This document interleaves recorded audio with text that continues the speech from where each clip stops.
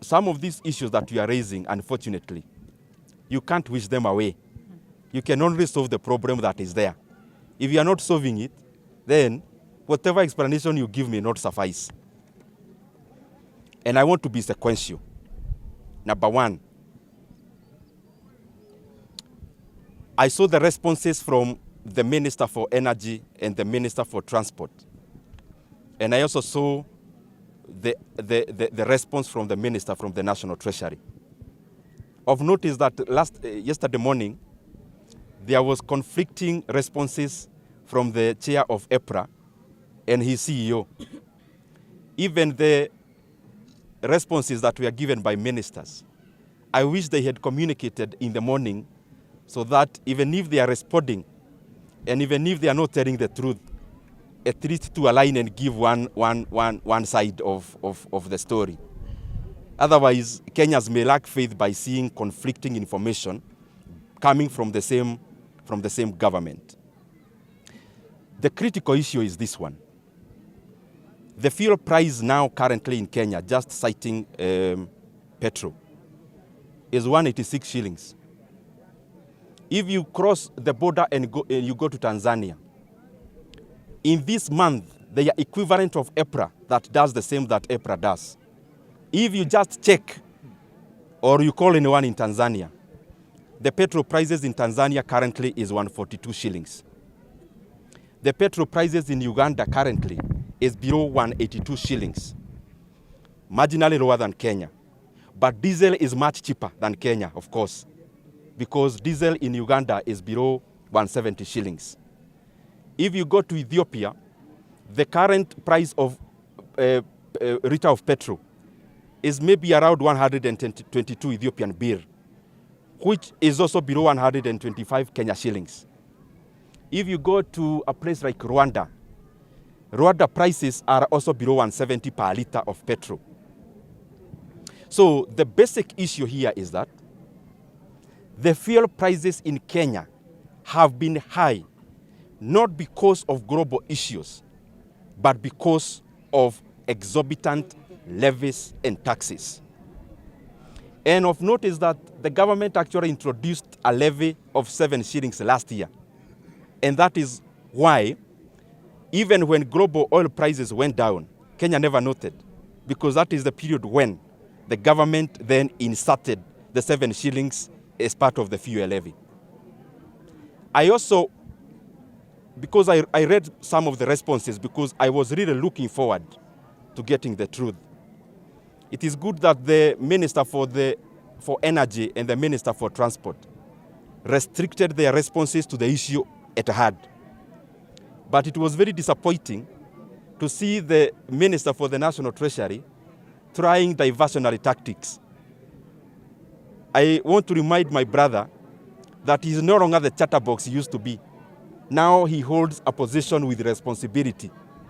And the docket where he holds and which he is the minister or cabinet secretary is an empirical docket. It is not a theoretical docket. His responses always need to be quantitative. You can't give tales on issues about figures because figures are glaring and they are stubborn. Now, the question or the answer that we need from them, one, it is there in the response of the minister or the cabinet secretary for energy that there was actually an introduction of 7 shillings last year. So the question is simple. Where is that money? Now, in their responses, they tried to justify that this money that was borrowed, that was introduced, was actually used as collateral to take debt, to take a loan from our local banks. Now, that loan is to be paid by Kenyans for the next 7 years. For the next 7 years. The question we are asking are simple. By the maturity of the 7 years, how much money will Kenyans have paid for that loan? That is number one. Secondly, why is this money not being treated or included as part of the national debt? Why the urgency of hiding this loan in a separate book from the book that is known by our leaders and from the book of loans and debt and obligations that is known by Kenyans. What are you hiding? The other thing, is this debt sovereign guaranteed? Is it guaranteed by the sovereign called Kenya? The last thing that I want to bring about, and the reason why I call this a scandal, Kenyans are borrowing now, or are made to borrow, 175 billion Kenya shillings. But after 7 years, Kenyans will be paying an extra 100 billion to the banks on top of the 175 billion. What is the urgency for? And in their responses, I saw they are trying to justify construction of roads. Construction of roads in Kenya is not an invention that has been done yesterday. All the regimes have been building tarmac roads.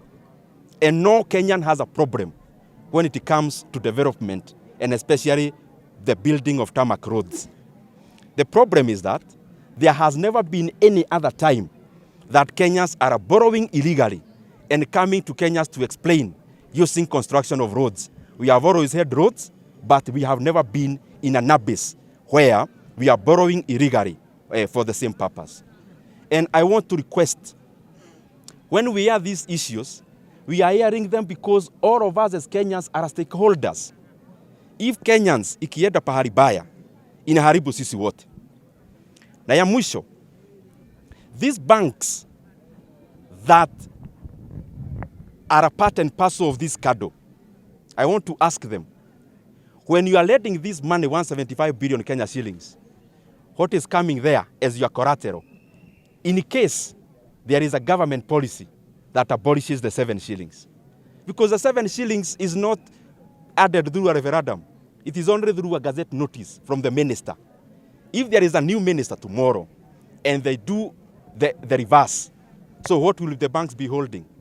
So what we need to do, and what I beseech all of us, and especially those with the responsibility in leadership positions, let us not continue to defend the indispensable.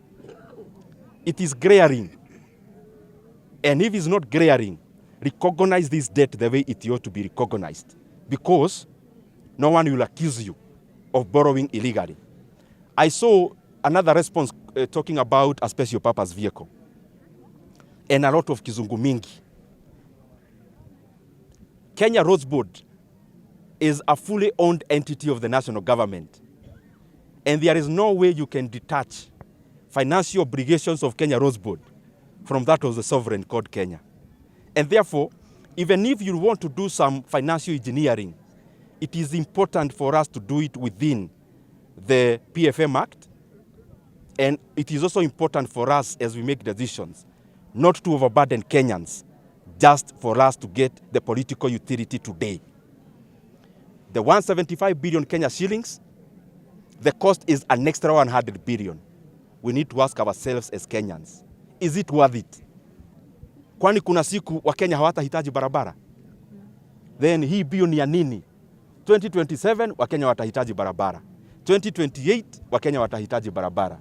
So hii mambo ya kukibiza Wakenya na kuongeza deni zaidi ya deni, na hiyo deni kuwekwa kado ya madeni, I think that is what is basically suboptimal when it comes to prudent management of public resources.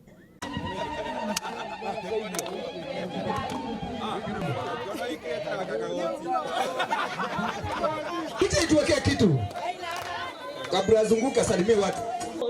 Hende twathi watu etekeririe tukona public maundu maria tokwaria haha tokwaria maundu kungikorwo uria my director nio kuria njagirwo ni gukorwo toy wera uria turutire ta constituency. Asante sana, niguigua ngenete tondu wa miari uria rathie uguo ndikwenda kwaria muno, ngwenda mweshimua oke